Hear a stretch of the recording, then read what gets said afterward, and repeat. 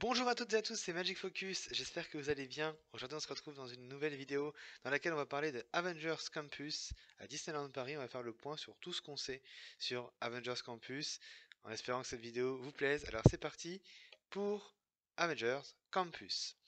Alors, c'est un land qui ouvrira en 2022, a priori au début de l'été, entre juin, juillet éventuellement. Il n'y a pas encore de date officielle, mais a priori ce serait à peu près la direction prise. Alors en fait, il s'agit d'un land basé sur la franchise Marvel qui va remplacer l'ancien land qui s'appelait à l'époque Backlot.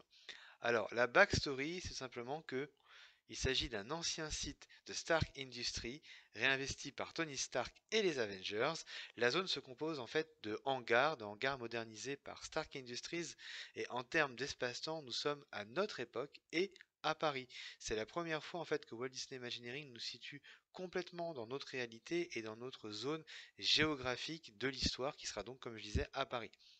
La zone partage sa storyline avec Disneyland Resort et Hong Kong Disneyland, même si notre Avengers Campus sera bien sûr plus proche de celui de Disneyland, situé à Disney California Adventure.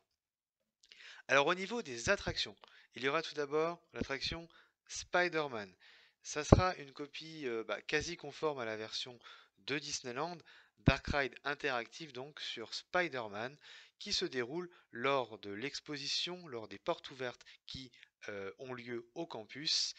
Évidemment, les Spider-Boats vont être incontrôlables et se multiplier. Alors, la différence majeure sera qu'il y aura en fait à la place par exemple de la scène des gardiens, il y aura une scène Iron Man pour représenter ce que nous aurons dans notre land, puisque quand on regarde la version Disneyland, effectivement, le ride se passe sous leur campus, et bien nous, ça se passera sous notre Avenger Campus.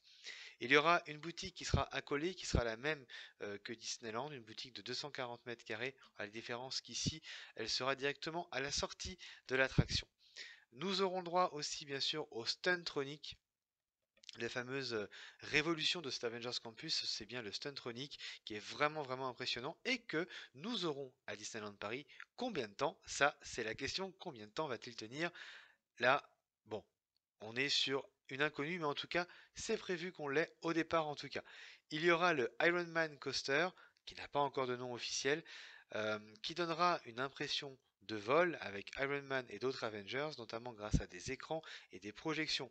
Dans la file d'attente, nous aurons droit à un audio animatronique Iron Man, un audio animatronique 1000, c'est-à-dire un animatronique très développé à la manière des animatroniques de La Belle et la Bête par exemple euh, ou de Star Wars Galaxy's Edge qu'on trouve dans les parcs américains.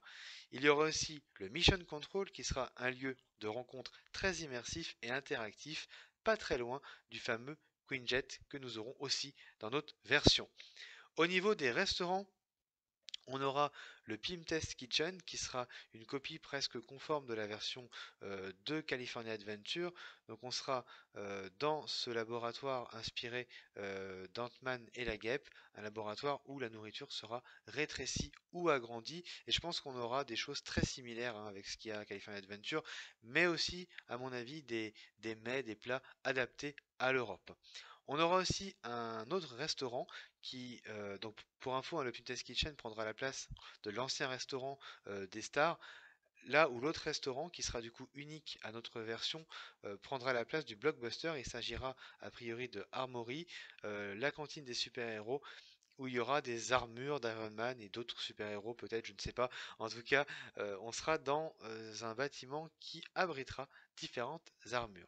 Il y aura aussi plusieurs stands, des stands thématiques qui vendront de la nourriture et des snacks spécifiques. Et pourquoi pas la réutilisation du café des cascadeurs, c'est en tout cas une possibilité non nulle que le café des cascadeurs soit réutilisé pour s'adapter à ce nouvel Avengers Campus. Voilà ce qui sera de ce campus. Donc ça sera pas un grand land, hein, ça sera même l'un des plus petits lands du Walt Disney Studios, et en tout cas l'un des plus petits lands de l'expansion. Le but c'était vraiment de corriger les erreurs de Backlot et de proposer quelque chose de beaucoup plus décent et surtout avec une storyline et une immersion relativement poussée malgré tout, puisque Avengers Campus s'en sort, je trouve, visuellement, graphiquement très bien, en tout cas à Disneyland, et ça sera le cas à Paris, voire peut-être même un peu plus à Disneyland Paris. On aura la chance, à mon mon avis, d'avoir une version un petit peu plus sophistiquée, un petit peu plus poussée que la version de Disneyland, à mon avis, avec des petites exclusivités. Pas de Gardien de la Galaxie hein, à Disneyland Paris par ailleurs. La Tour de la Terreur restera comme ça, en tout cas telle qu'elle a été réhabilitée en 2019. Donc voilà pour cet Avengers Campus, j'espère que cette petite vidéo récap vous aura plu. N'hésitez pas à liker, à commenter si vous souhaitez, à vous abonner aussi, et puis à rejoindre le Discord du Royaume des Passionnés pour qu'on puisse parler de tout ça entre nous.